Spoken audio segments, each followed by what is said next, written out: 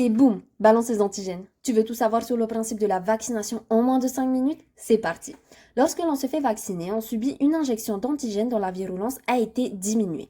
Ici, les antigènes sont représentés en vert. Suite à cela, les lymphocytes B sont sollicités. Ces derniers sont de nature différente et agissent sur un antigène spécifique. Ici, nous avons les lymphocytes B1, B2, mais aussi les lymphocytes B3. Ainsi, le lymphocyte B spécifique à l'antigène injecté va être sélectionné. Puis, il y aura la multiplication de ce dernier, on appelle cela la prolifération clonale.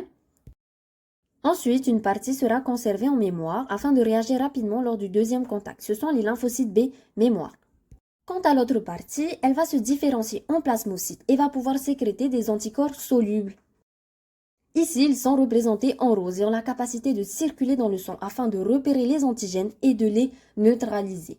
Suite à cela, les phagocytes vont arriver. Ce sont ce qu'on appelle les poubelles de notre corps. En effet, ces derniers vont se lier à l'anticorps et phagocyter, c'est-à-dire détruire la cellule étrangère au corps. C'est la phagocytose. Maintenant, nous arrivons à la deuxième contamination. Le même micro-organisme entre dans notre corps et il possède donc les mêmes antigènes. Par conséquent, les lymphocytes B mémoire sont sollicités vu qu'ils ont déjà été en contact avec ce dernier. Les lymphocytes B mémoire vont se fixer aux antigènes grâce à leurs anticorps membranaires. Ceci va permettre l'activation de ces derniers.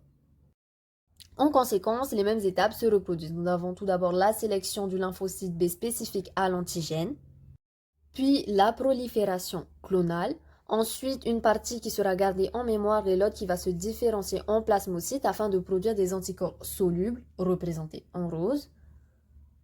Cependant, ces étapes se font de manière plus rapide et en plus grande quantité. Comme nous le voyons, nous avons beaucoup plus d'anticorps que la dernière fois.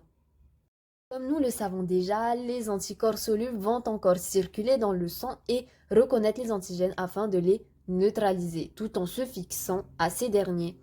Enfin, les phagocytes arrivent, ils vont se fixer aux anticorps, qui eux sont fixés aux antigènes du micro-organisme pathogène. Puis il y a la phagocytose, la digestion des micro-organismes pathogènes. Et voilà, maintenant tu sais tout sur le principe de la vaccination.